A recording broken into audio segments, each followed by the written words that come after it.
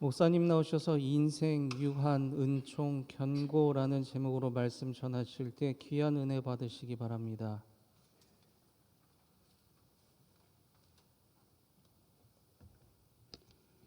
익숙한 찬양을 은혜 있게 연주하는 것은 쉽지 않은 일입니다. 그 쉽지 않은 일을 엘피스 앙상블이 정성스럽게 했습니다. 우리 박수로 하나님께 영광 돌리고 격려하겠습니다. 고맙습니다. 잠시 기도하고 말씀 듣습니다. 은혜로우신 주님, 이 시간 말씀하여 주옵소서. 말씀 들을 때에 주의 영이 우리의 심령 속에서 약동하는 시간 되게 하여 주옵소서. 전하는 종을 불쌍히 여기시고 주의 말씀이 손상 없이 성도들의 심령 속으로 거침없이 흐르게 하여 주옵소서. 예수님 이름으로 기도합니다. 아멘. 오늘 2부 예배 나오신 모든 분들 하나님의 은혜 가득하기를 축원합니다. 하나님 그리고 사람에 대해서 성경이 이야기합니다. 어느 것 하나도 놓칠 수 없습니다. 하나님과 사람 사이의 갭 차이는 너무 크기 때문에 이게 극복되기가 어렵습니다. 그런데 성경은 단순한 말로 이 이야기를 풀어내고 있습니다. 자, 저를 따라서 하세요. 우리 하나님은 창조주시며 우리는 피조물입니다. 이게 정확한 얘기죠. 그런데 이 짧은 말 한마디로 창조주 하나님과 피조물인 우리의 삶의 역동적인 관계를 다 설명할 수 있는가? 없습니다. 그래서 많은 성경 구절도 있는 것이고, 그리고 이러저러한 신학도 있고 이러저러한 설교를 하게 되는 것이죠. 그래서 조금 더 자세하게 설명을 하려면 창세기 1장도 읽고 요한복음 1장도 읽고 그리고 시편 90편도 읽어야 됩니다. 왜 시편 90편이냐? 시편 90편에 보면 하나님의 위대하신 창조주 하나님의 역사와 거기에 대척점에 있는 우리 인간의 연약함이 동시에 아름답게 잘 표현되어 있습니다. 심지어 여러분들이 시편 90편 표제를 주의 깊게 안 읽어보셨을 수도 있지만 그게 누구의 시인지 한번 성경책 보시겠어요? 시편 90편은 누구의 시입니까? 하나님의 사람 모세의 시입니다. 150편의 시편 중에 모세의 시가 딱 하나 있습니다. 그야말로 대충 연도를 따지게 되면 지금으로부터 한 3,500년 전에 살았던 모세가 쓴 시편이 시편 90편입니다. 모세는 특이한 이력을 하나 가지고 있습니다. 광야 40년 동안 60만 명이나 되는 출애굽 세대를 광야에서 이끌면서 그 60만 명이 다 죽었습니다. 광야에서. 그리고 새롭게 만나 세대가 태어났는데 여러분 그 60만 명이 40년 동안 죽었다고 계산을 해보면 1년에 몇 명씩 죽으면 40년 동안 60만 명이 죽을 수 있습니까? 최소한 1년에 10,000명 이상 죽은 거예요. 그래야 60만 명이 40년 동안 가는 거예요. 그 계산해 보면 장례식이 없는 날이 하루도 없었을 거예요. 여러분 인간 역사상 모세처럼 장례식을 제일 많이 집례하고 참여한 사람이 없습니다. 저는 목사가 돼서 참 감사하고 고마운 게 가장 교인들이 기쁘고 슬픈 순간에 저를 찾아주시는 것이 너무 감사합니다. 결혼, 돌 이런 데도 감사한데 진짜 고마운 것은 가장 슬픔의 순간에 목사님 어머님이 돌아가시려고 그래요. 와서 기도해 주세요. 돌아가셨어요? 와서 기도해 주세요. 이 경험이 저를 만들었습니다. 부목사 처음에 전도사죠. 교역자 생활을 시작하면서 담임 목사님이 저보고 희한한 걸 주문을 하셨습니다. 정 목사 지금 돌아가셨는데 가서 입관을 한대. 정 목사가 가서 정전사가 가서 거기서 옆에 좀 있어줬으면 좋겠다고. 어떻게 하라 뭐 이런 걸 시켜줬으면 좋겠는데 입관할 때 같이 있으래요. 근데 가서 딱 처음으로 저도 입관할 때 들어가 본 거예요. 교인들이 울고 막 그러잖아요. 근데 처음에는 꽂아놓은 보지자처럼 가만히 있었어요. 그러다가 거기서 얼굴 덮을 때쯤 되니까 목사님 기도해 주세요. 그러면 기도 한마디만 하고 그냥 왔는데 그 입관 시간이 아주 길면 1시간도 되고 그 다음에 뭐 한 30-40분 좋게 걸리잖아요. 그 다음부터는 이건 아니다 싶더라고요. 그래서 성경책을 가지고 가서 그때 입관하고 교인들이 흐느끼게 되면 거기서 제가 뭘 읽었냐 그러면 시편 23편도 읽고 고린도전서 15장도 읽고 그리고 어떤 때는 시편 90편도 읽었습니다. 그리고 그렇게 해서 나왔더니 유족 중에 한 분이 저한테 이렇게 와서 뭐라고 했냐, 목사님 아까 저희 어머니 돌아가실 때 목사님 읽어주셨던 성경이 어디냐고, 그걸 한번 따로 찾아 읽어보겠다고 그렇게 이야기를 하는 거예요. 그게 시편 90편이었습니다. 거기에요 영원하신 하나님 그리고 유한한 인간에 대한 이야기가 아주 잘 기록되어 있습니다. 제가 그걸 오늘 4가지로 여러분들에게 말씀드리려고 합니다. 1번입니다. 1번 같이 읽어요. 시작. 하나님의 영원하심과 거처되심. 1절 읽겠습니다. 같이 읽어요. 시작. 주여 주는 대대에 우리의 거처가 되셨나이다. 우리가 집 짓고 살죠. 그런데 정확하게 말하면 집에 사는 게 아닙니다. 하나님께 주신 공간이 너무 크니까 감당이 안 되니까 그 공간에 칸막이를 하는 거예요. 옆에도 칸막이를 하고 위에도 칸막이를 해가지고 그 작은 공간 안에 사는 거예요. 집에 사는 게 아니고 집이 부여한, 더 정확하게 이야기하면 하나님이 부여한 공간에 사는 겁니다. 하나님을 설명하면서 예전에는 공기처럼 있다 그렇게 이야기를 했는데 우리가 과학 지식이 크다 보니까 공기가 없는 공간이 있다는 걸 이미 알게 됐어요. 그래서 요즘은 공기처럼 있다고 안 그러고요. 하나님은 공간처럼 계신다 그렇게 이야기합니다. 자, 옆에 있는 분들한테 우리 하나님은 공간처럼 계십니다. 자, 시작. 우리 하나님은 공간처럼 계십니다. 여러분 이 공간이요. 제 밖에만 있는 것이 아니라 제 안에도 있어요. 빈 공간, 복강경, 배 쪽에 빈 공간이 있고요. 관절경도 있고요. 이 몸 안에 꽉 차 있는 것 같아도 빈 공간들이 있기 때문에 우리 몸이 원활하게 움직일 수 있습니다. 여러분, 그러니까 하나님은 우리 밖에도 계시지만 공간처럼 계신다고 그랬으니까 우리 안에도 계십니까? 안에도 계십니까? 안에도 계신 거예요. 그러니까 우리가 하나님 안에 있다라는 사실 이렇게 설명할 수 있고 하나님의 우리의 거처가 되신다는 것을 이렇게 설명할 수 있습니다. 2절 같이 한번 읽겠습니다. 시작. 산이 생기기 전 땅과 세계도 주께서 조성하시기 전 곧 영원부터 영원까지 주는 하나님이시니이다. 여러분 요즘 새롭게 과학을 배우는 분들은 우주의 역사에 대해서 이야기할 수 있습니다. 138억 년이라고 그렇게 이야기합니다. 그리고 그 우주의 시작과 함께 시간도 시작되었다고 그렇게 이야기합니다. 그러면 여기서 말하는 영원은 끝없는 시간을 이야기하는 것인가? 절대로 그렇지 않습니다. 그래서 성경은 이렇게 표현합니다. 끝없는 시간이 영원이다 그러지 않습니다. 하나님은 땅이 세계가 우주가 생기기 전에 영원 전부터 영원까지 계신 분이라고. 그러니까 이 138억 년도 하나님의 기준에 의하면 찰나 같은 순간일 수도 있는 거예요. 그렇게 하나님은 영원하시다. 그런 영원하신 하나님께서 우리의 거처가 되신다라고 이야기하고 있습니다. 모세는 하나님의 영원하심, 하나님의 거처가 되심을 알고 있었고 그리고 거기에 대비해서 우리 인생이 어떤 존재인지를 이야기합니다. 2번입니다. 2번 같이 읽어요. 자, 시작. 유한한 인생인 우리 3절 말씀 같이 한번 읽겠습니다. 3절 같이 읽어요. 자, 시작. 주께서 사람을 티끌로 돌아가게 하시고 말씀하시기를 너희 인생들은 돌아가라 하셨사오니. 여기 사람을 딱 2글자로 이야기하고 있습니다. 2번째 줄에 나오는데 그게 뭡니까? 티끌. 요즘은 매장보단 화장이 훨씬 더 많습니다. 사람을 화로에 1시간 반 시신을 넣고 다 태우고 나면 남는 게 뭐냐 그러면 처음엔 덩어리가 좀 몇 개 있습니다. 그게 허벅지 고관절 쪽이 워낙 튼튼하고 굵은 관절이기 때문에 1시간 동안 반 정도 가스불로 떼도요 그게 다 사라지지 않고 덩어리가 돼요. 그래서 그걸 이렇게 가지고 나온 다음에 거기서 물어봅니다. 그냥 유해로 드릴까요? 아니면 분고를 할까요? 이렇게 묻습니다. 그러면 분고는 뭐냐 그러면 다 갈아버리는 거예요. 다 갈면 그냥 사람은 가루예요. 티끌. 여러분 티끌 딱 느낌이 어떤 겁니까? 우리 별거 아니네. 여러분 이 느낌을 잊으시면 안 됩니다. 여기에 대해서 모르고 그 다음 단계로 나아갈 수 없습니다. 자, 옆에 있는 분 얼굴 보시고요. 우리 별거 아니 해보세요. 자, 시작. 우리 별거 아니. 티끌로 돌아간다고. 근데 여러분 제가 이렇게 티끌로 돌아간다 그러는데 제 얼굴에 무슨 스트레스 같은 게 보입니까? 안 보입니까? 별로 안 보여요. 제가 편안하게 얘기하고 있어요. 다음 것도 읽고 말씀을 드릴게요. 6절. 6절 같이 한번 읽어야죠. 시작.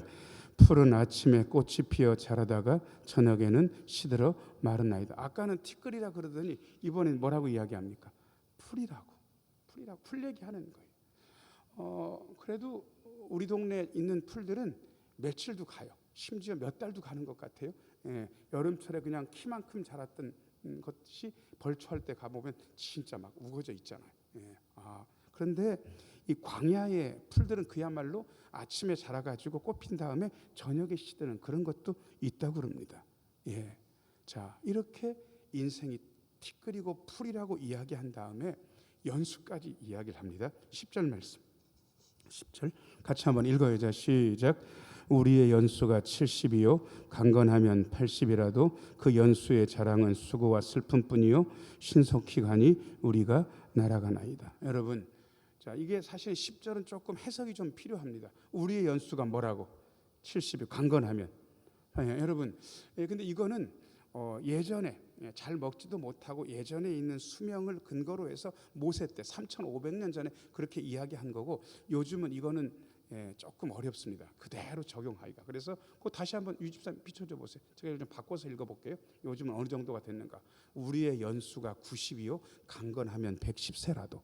요즘은 이런 정도로 읽어야 사람들이 고개를 끄덕입니다. 왜냐하면 제가 장례식장에 숱하게 다녀보기 때문에 대충 평균적으로 어느쯤에 돌아가시는 분들이 많은가를 제가 이미 알고 있어요. 앞에서 설교하는 목사는 배가 나오니까 90도 안 될 것 같은데 그건 여러분 생각이에요.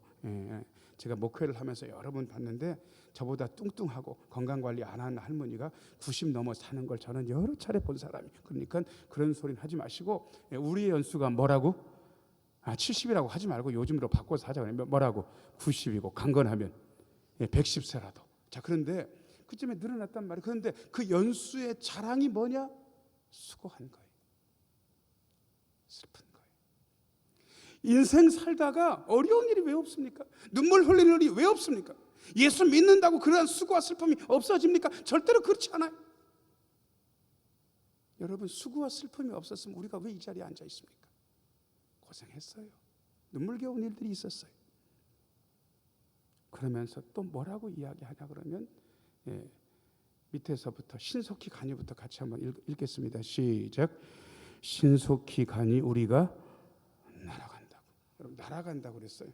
그래서 보통 어떤 분들이 사람 나이에 비해 가지고 인생의 속도를 이야기하더라고요. 10대는 몇 킬로로 간다 그럽니까? 10킬로. 그 다음에 20대는, 30대는, 이때부터 조금 달라요. 이때부터 좀 왜냐하면 날아간다고 그랬어요. 이걸 맞추려면 그렇게 되면 안 돼요. 30대는 곱하기 3. 그래가지고 몇 킬로? 90km. 그 다음에 40대는 곱하기 4. 160km. 이건 자동차가 내는 거의 최고의 속도보다 더 빨리 가는 분. 자, 50대는 곱하기 5. 250km. 그쯤 돼야 날아간다 그러는 거지 뭘. 그 제가 어떻게 이거를 아냐 그러면요. 하루하루는 그렇게 짧은 것 같지가 않아요. 그런데 후딱 보니까 한 달이 지났습니까? 지났습니까? 지났어요.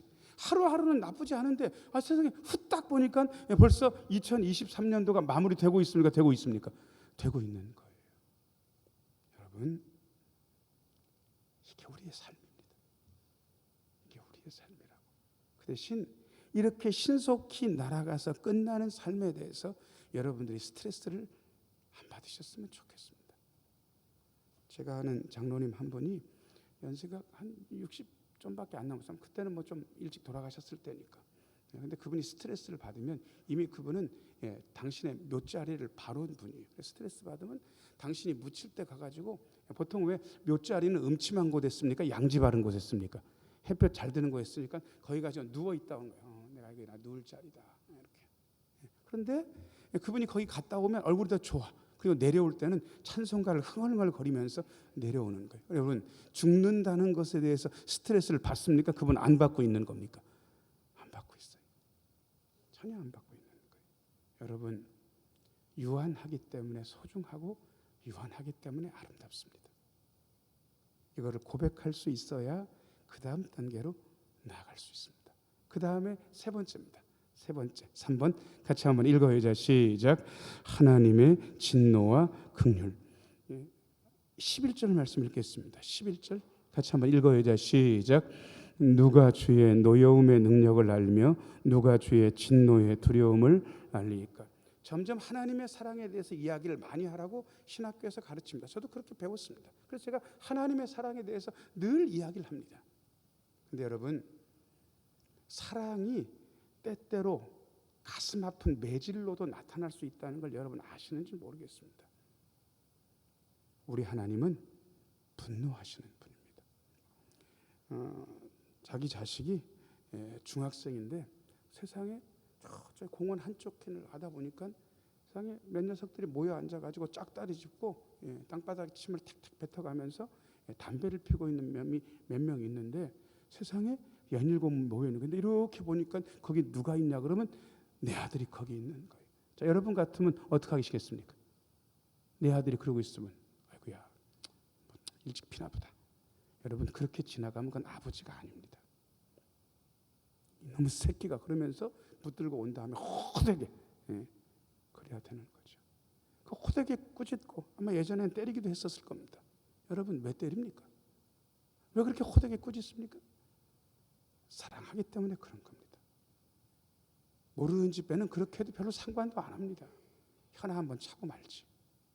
여러분 하나님의 노여움의 밑바닥에 하나님이 사랑이 있다는 사실을 알아야 말씀이 제대로 읽힙니다.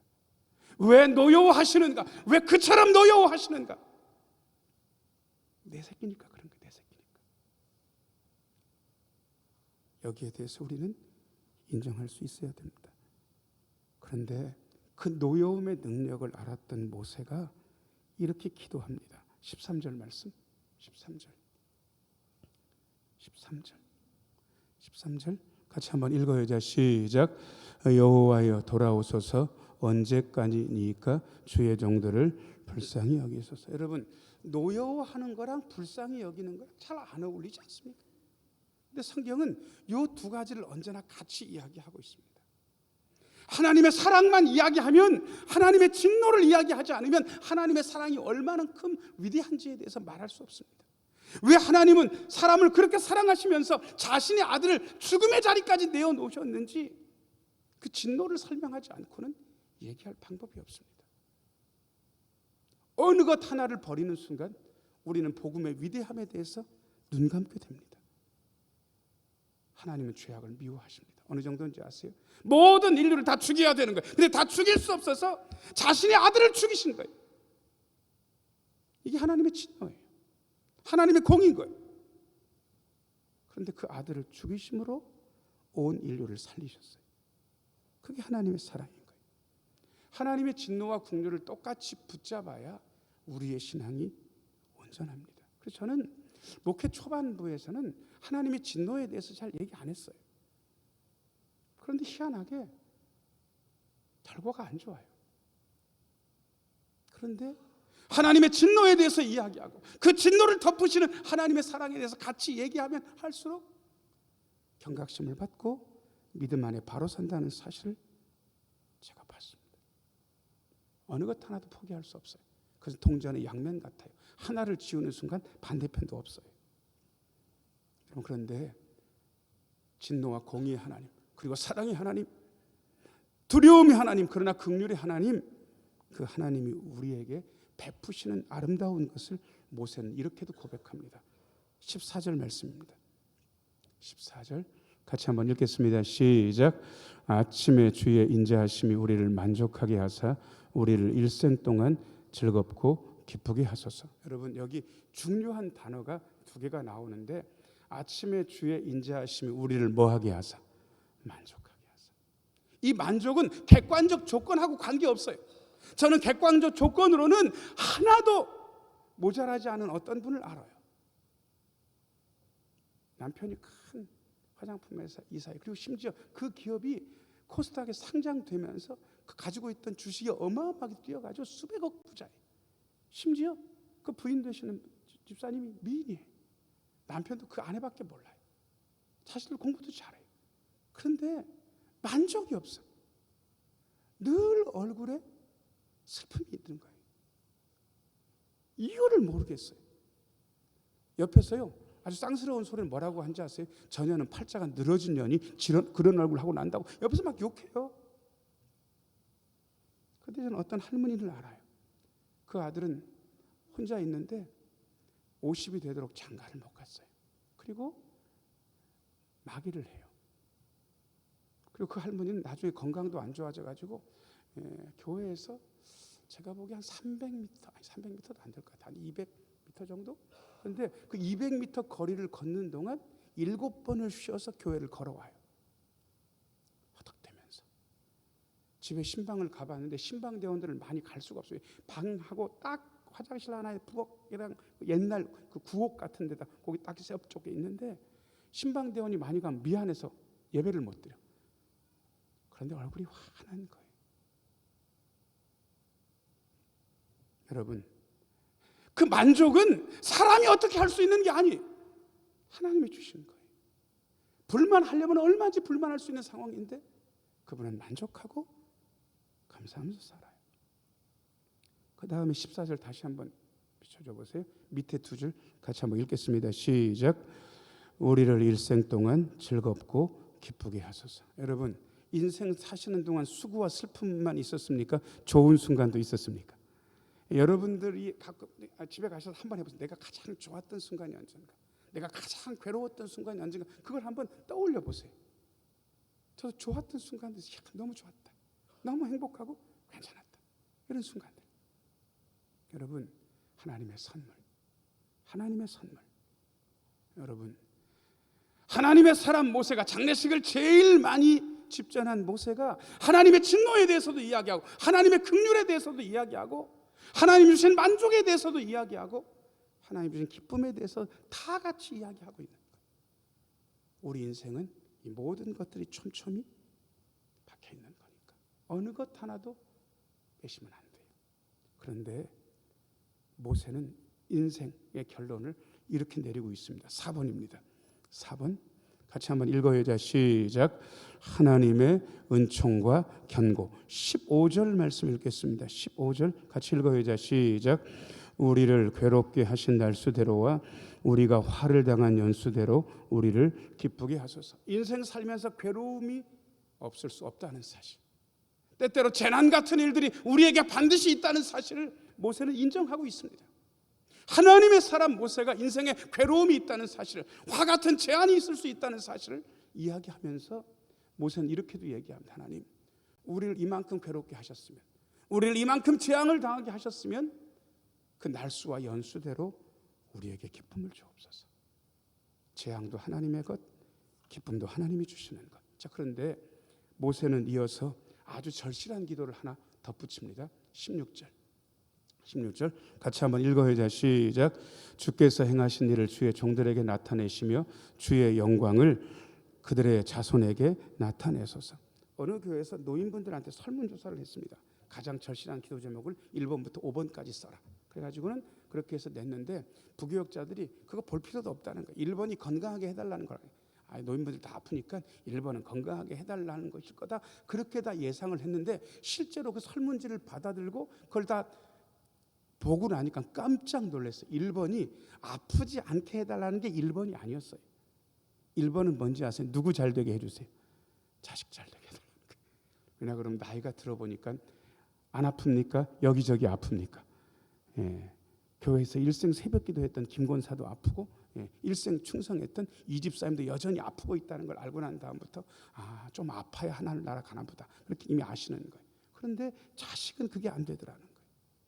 여러분, 절실한 게 이거예요. 자, 고개를 들고 같이 한번 기도하겠습니다. 하나님, 우리의 자손들에게 영광을 주옵소서. 여러분, 이게 무슨 얘기인지 아세요? 영광을 나타내소서 이렇게 되어 있는데, 이 영광은 하나님 우리 자손들이 하는 일, 하는 말, 하는 행동을 통해서 칭찬이 하나님께 돌아가게 해주십시오. 그렇게 기도하는 겁니다. 우리 자손들 때문에 칭찬이 하나님께 돌아가게 해주십시오. 야, 저 집 예수 잘 믿더니 자손들 저렇게 됐네.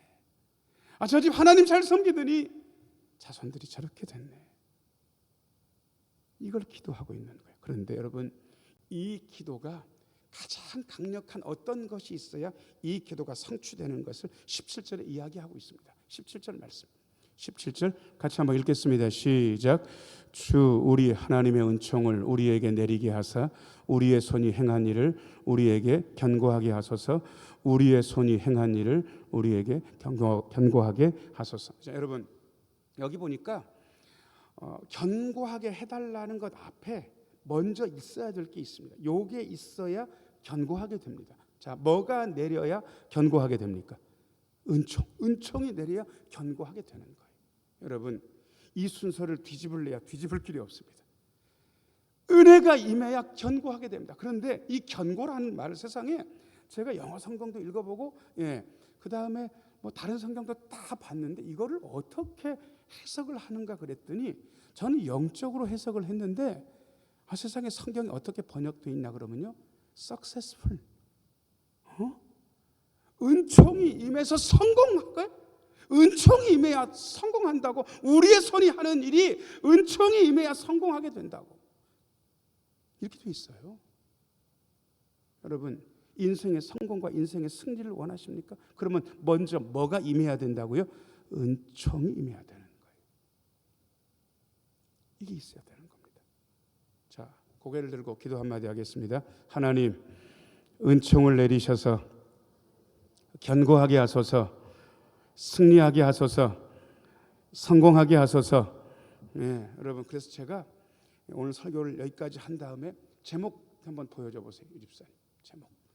설교를 그냥 4글자로 2글자씩 해서 4단어로 만들었습니다. 같이 한번 읽겠습니다. 시작. 인생, 유한, 은총, 견고. 그냥 한마디로 하면 유한한 인생이 하나님의 은총을 받아야 견고하게 된다 이 뜻입니다. 그래서 이거를 저는 저만 말하면 안 되고 여러분 마음속에 이 4단어를 새겨 넣어야 되거든요. 그러니까 제가 자꾸 이럴 수밖에 없는 걸 여러분들이 양해해 주셔야 됩니다. 제가 인생 그러면 여러분 유한, 제가 은총 그러면 여러분 견고. 반반씩 제가 하겠습니다. 인생, 은총. 거꾸로 여러분들 인생 해보세요. 유한, 견고. 여러분 유한한 인생이 하나님의 은총을 받아야 견고하게 된다, 성공하게 된다, 승리하게 된다. 유한한 인생인 우리는 하나님의 은총이 필요합니다. 그리고 승리하고 견고하고 성공할 수 있습니다. 기도하겠습니다. 은혜로우신 아버지 하나님, 유한한 인생인 우리가 하나님의 은총을 받아 견고하게 되게 하여 주옵소서. 승리하게 하여 주옵소서. 성공하게 하여 주옵소서. 우리의 자손들도 그리 되게 하여 주옵소서. 예수님 이름으로 기도하옵나이다. 아멘.